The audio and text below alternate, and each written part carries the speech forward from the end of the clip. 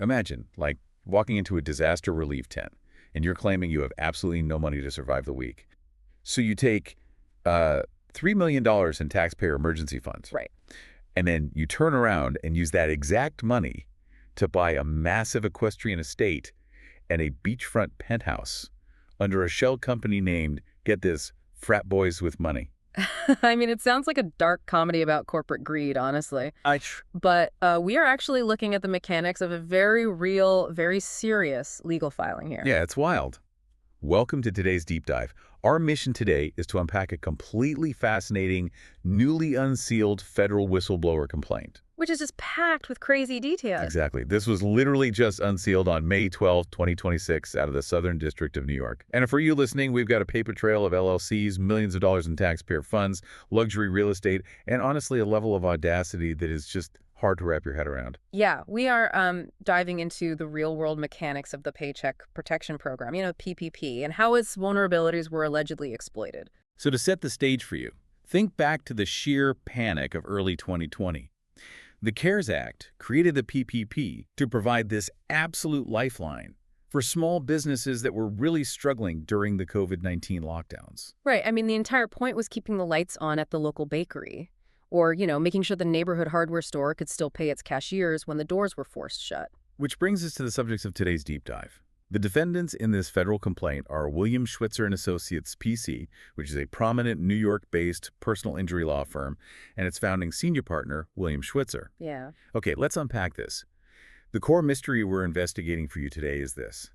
How did a highly successful law firm allegedly claim financial desperation to secure over $3 million in taxpayer-funded loans while simultaneously funneling millions of dollars into an equestrian estate and a Florida penthouse? Well, to understand why this lawsuit even exists in the first place, we first have to understand the specific legally binding promises a business had to make to get their hands on that PPP money. Right, because there were rules. Exactly. The federal government, through the Small Business Administration, was guaranteeing 100% of these loans. They needed to, inject liquidity into the economy immediately to prevent a total collapse. Because everyone was panicking. Right. And because they were moving at unprecedented speed, they couldn't audit everyone up front. So they relied heavily on borrower certifications. It was basically the honor system, but with, legal teeth. Very sharp legal teeth, yeah. When a business applied, they had to legally certify this exact phrase, and I'll quote it. Current economic uncertainty makes this loan request necessary to support the ongoing operations of the applicant. Oh. And furthermore, they had to certify that statement in good faith. Meaning they had to actually look at their books, look at their access to capital, and determine they honestly had no other way to survive without firing their staff. Exactly. And the SBA even issued specific guidance in April 2020 clarifying this. They explicitly stated that borrowers had to take into account their ability to access other sources of liquidity. Right, so you can't just pretend your savings account doesn't exist. Right. If a company had a massive line of credit they could tap into without destroying their business, they could not, in good faith, claim they needed the government's money. But the government also recognized the reality of the situation, right? Because March and April 2020 were terrifying. Business owners were panicking, so they created a pressure release valve. Yeah, the safe harbor provision. The SBA basically told the business community, look, if you applied for this loan in the initial panic, but you've since looked at your books and realized you actually have enough capital to weather the storm, you can return the money. And there was a deadline for that, right? Yeah, that they extended that safe harbor deadline to May 18th, 2020. Yeah. Give the money back by then, and there are no questions asked, no penalties. It's basically like running into that disaster relief tent we mentioned earlier, asking for emergency rations, and then the organizers realize you're currently holding a VIP pass to a fully stocked, all-you-can-eat buffet. That is a perfect analogy. The safe harbor was your chance to quietly put the emergency rations back on the table. And I really want you, the listener, to keep that buffet analogy in mind as we look at this law firm's actual financial situation. Yeah, and the mechanism holding them accountable now for allegedly keeping those rations is the False Claims Act, which is, it's actually a brilliant and fascinating piece of legislation enacted during the Civil War. Oh, the Lincoln Law, right. Exactly. Abraham Lincoln champion this because contractors were defrauding the Union Army on a massive scale. Right, I've read about this. They were selling the government boxes of sawdust instead of muskets. Yeah, and in a detail that becomes incredibly ironic later in our story, they were actually selling blind or sick horses to the Union cavalry. Oh, wow. No kidding. Yeah. So the law empowered private citizens to sue on behalf of the U.S. government if they knew someone was defrauding the taxpayers. And the whistleblower gets a cut of the recovered money as a reward for coming forward, which makes sense. They're called a relator. And in this complaint, the relator is an entity called Tradesman Program Managers, LLC. They're the ones who brought the receipts here. Right, so since the Schwitzer firm checked that box claiming economic uncertainty, we need to look at what their actual financial situation, their buffet, to use your analogy, looked like at the time. Let's open the books. So the complaint dives into the firm's liquidity using Uniform Commercial Code, or UCC, filings. These are public records that creditors file to establish their interest in a debtor's assets. And the filings show the Schwitzer firm had active, massive credit lines with Valley National Bank, or VNB, going all the way back to at least 2015. Okay, I have to pause here because mechanics of this are just wild to me. Like, I understand collateral if you own a factory. If you default, the bank takes your machinery. Or if you buy a house, they take the house. But how does a bank collateralize a personal injury firm? They don't have heavy machinery. Well, their machinery is their case inventory. Wait, really? Yeah. Personal injury lawyers typically work on a contingency fee. If they win or settle a case, they take a percentage, usually 33.33%. Right. So the bank evaluates the firm's open lawsuits, essentially treating them as an asset class. They do the actuarial math on the hundreds of pending cases, calculate the statistical probability of settlements, and then they issue massive multi-million-dollar lines of credit against those future payouts. That is fascinating. So they are literally banking against future human injury settlements. Exactly. And the volume of cases here is just staggering. According to the New York State Court's e-filing system, the Schwitzer firm established a new case inventory of 767 tort cases in 2019 alone. Which is huge. Yeah, in October 2019, they brought in 84 cases in a single month. And the data shows that momentum didn't stop. From January 1st to April 1st, 2020, which is the exact window when the world was shutting down and panic was peaking, they still brought in 177 new cases. Wow. And if you look at the complaint, there is just this relentless drumbeat of settlements turning into cash. Even as everyone else is buying a year's supply of toilet paper and panicking about their jobs, this firm is cashing checks. Right. We're talking Jean Cransist in May 2019, Joel Fernandez in January 2020, Jeffrey DeLuca in February 2020. The cash spigot never actually turned off. Right, so the realtor outlines how this continuous flow of settlements, combined with their massive credit facility at VNB, provided an immense cushion of liquidity. Okay, but let me play devil's advocate here for a second, because context matters.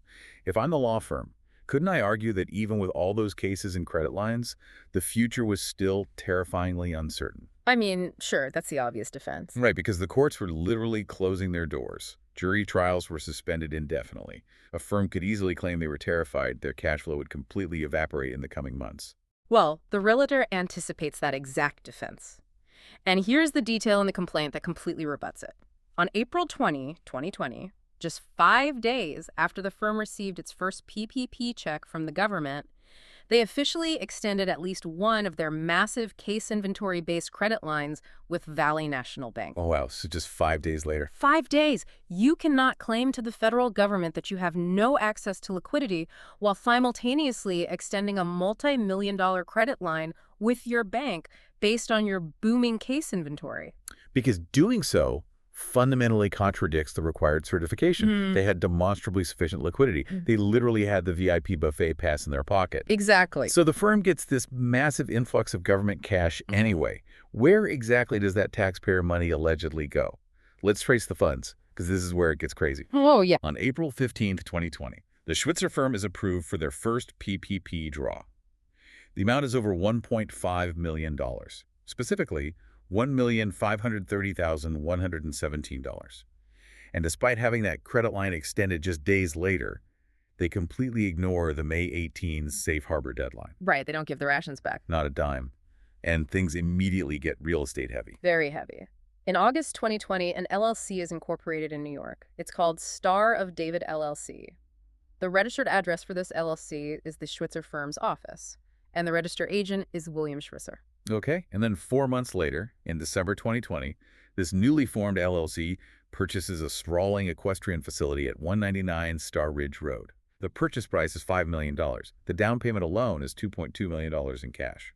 And just to be clear, this wasn't pitched as like a corporate retreat center or some kind of business investment. Schwitzer signed the mortgage personally as the managing member. Right. And the mortgage explicitly contained a covenant stating he would use the property as his second home. And the complaint actually includes descriptions and photos of this place.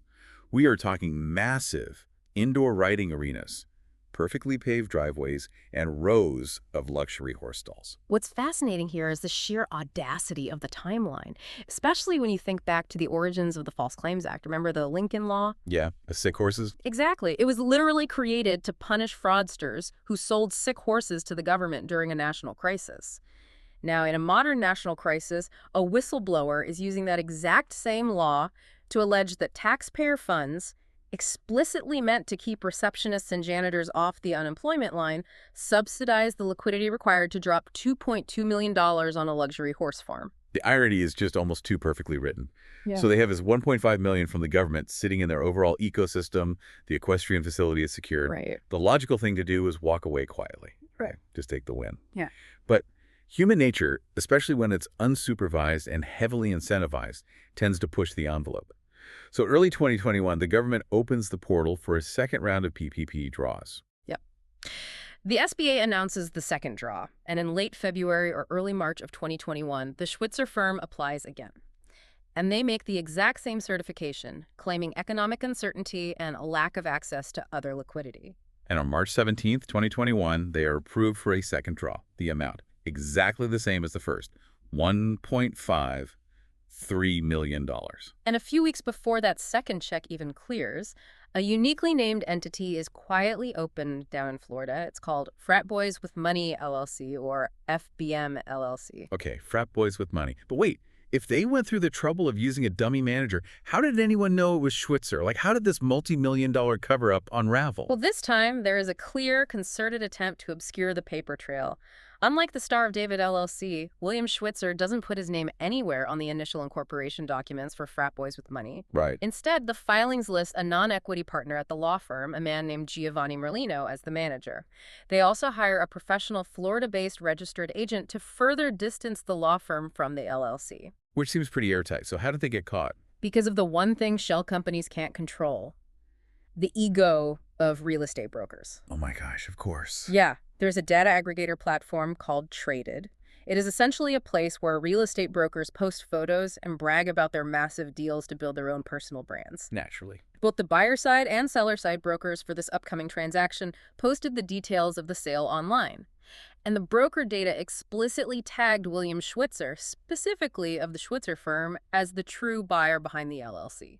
The digital trail ruined the secrecy. It's incredible. Yeah. And if that wasn't enough, 3 years later, in February 2024, the corporate filings for Frat Boys with Money LLC were quietly amended. They officially removed Merlino and showed William Schwitzer as the sole member all along. Right. The digital footprint is permanent. So what did Frat Boys with Money actually buy? On May 5, 2021, the LLC closed on an oceanfront penthouse at the Apogee Beach condominium in Hollywood, Florida. The purchase price was $6 million. Here's where it gets really interesting for you listening. The down payment on this beachfront penthouse was exactly $1.5 million, which is an almost perfectly identical mirror to the $1.53 million PPP loan the firm had received just weeks prior. Yeah, the numbers line up almost exactly. And if we connect this to the bigger picture, there is one final glaring dot that ties this entire scheme together.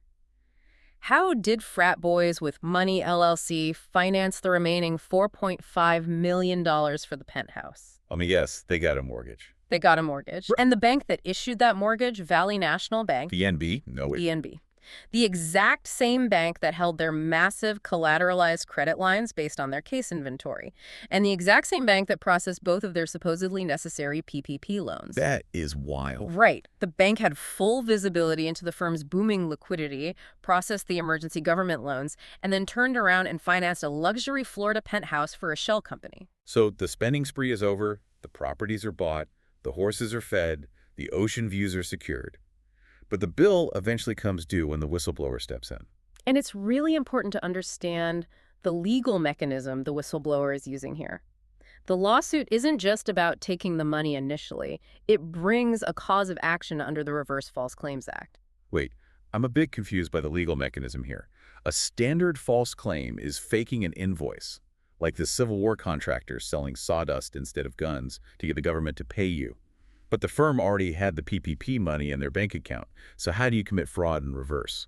Okay, so a reverse false claim is when you make a false record or statement to avoid or decrease an obligation to pay money back to the government. Oh, I see. In this case, the firm didn't just take the loans, they later applied for forgiveness of those loans. They signed official documents claiming they used the money exactly as intended for payroll and utilities, thereby transferring the entire cost of the loans off their books and onto the U.S. taxpayer. Wow. So they actively took steps to avoid paying the debt. And they succeeded. Both loans were completely forgiven by the government. The first round was forgiven in July 2021, and the second round in October 2021. With accrued interest, the final tab handed to the American taxpayer was over $3 million, like $3,088,031 to be exact. Which is why the relator in this lawsuit is not just asking for the $3 million back. Under the False Claims Act, to deter this kind of behavior, the government is entitled to treble damages. Triple the amount. Triple. They are seeking over $9.2 million in damages, and that is before the mandatory statutory fines and penalties are applied for each individual false claim. Ouch. Yeah, and the lawsuit also explicitly asks that William Schwitzer be held personally liable for that amount, and that the debt be declared non-dischargeable in bankruptcy. They want to ensure there is absolutely no financial escape hatch. So what does this all mean? When you step back and look at the whole picture, the contrast is just staggering. You have a federal program that was literally designed to save mom-and-pop shops from utter ruin. And according to this detailed complaint, it was allegedly used to pad the profits of a highly liquid, highly successful personal injury firm, effectively securing a massive horse farm in New York and a luxury penthouse in Florida for frat boys with money. Yeah, I think the biggest takeaway here is the enduring power of the public paper trail. Fraud relies on the assumption that no one is going to connect the disparate dots. But UCC filings are public, property deeds are public, LLC registrations are public. Right. When systems meant to help the vulnerable are exploited, it is always the taxpayer who quietly foots the bill. Unless someone is willing to dig through the paperwork and connect a New York law firm to a Florida shell company. Exactly. And that leads me to a final thought I want you, the listener, to mull over today. Think about how the digital era has completely rewired the concept of secrecy. This specific lawsuit wasn't built on a disgruntled insider sneaking documents out of an office in a briefcase. Not at all. It was built on public real estate data aggregators. It was built on brokers bragging about their massive commissions on social media. It was built on digitized court dockets showing exactly how many injury cases a law firm was handling during a lockdown. Yeah, the data is all out there now. As our digital footprints become entirely permanent and interconnected, we have to ask, is the era of the untraceable shell company quietly coming to an end? Because you can't claim the economic weather is destroying your ship while simultaneously using the government's emergency life rafts to build yourself a luxury yacht. Eventually, the digital paper trail is going to show exactly who bought the sales. Thanks for taking this deep dive with us. We'll see you next time.